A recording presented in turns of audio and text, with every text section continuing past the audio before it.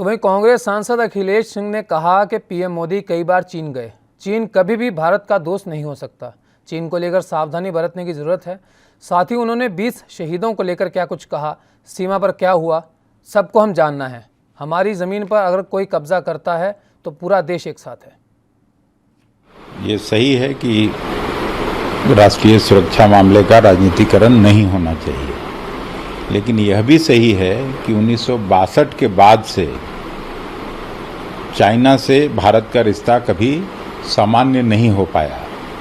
पहली बार जब Narendra Modi ji prime minister बने 2014 62 से लेके आप चले आइए 2014 तक, तो हमारा कोई प्राइम मिनिस्टर 5 साल में एक बार गया होगा, लेकिन मोदी जी कम से कम 9 बार 8 बार चाइना विजिट में गए और वहाँ के प्रेसिडेंट भी आए। तो ये तो फिर उसी गलती की पुनरावृत्ति हो रही थी जो 62 के पहले हुआ। तो इस बात को भी किसी को नहीं भूलना चाहिए कि चाइना कभी भी हम लोगों का मित्र राष्ट्र नहीं हो सकता है। इस पे सावधानी बरतने की ज़रूरत है।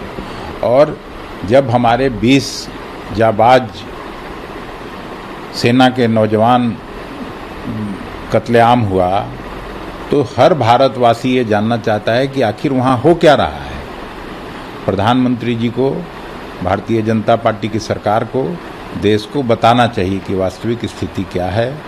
न केवल भारतवासियों को बल्कि संसद में भी ये बयान आना चाहिए पारदर्शी तरीके से, ताकि इसमें तो केवल सरकार की बात नहीं है, पूरा देश एक है। कोई हमारा ज़मीन अगर कब्जा करता हो 1 इंच भी ज़मीन, तो उसके लिए 130 करोड़ भारतवासी एक हैं, किसी की भी सरकार हो, इसमें तो कोई बात। देश दुनिया की खबरों के लिए एएनबी न्यूज को सब्सक्राइब करें और बेल आइकन दबाएं।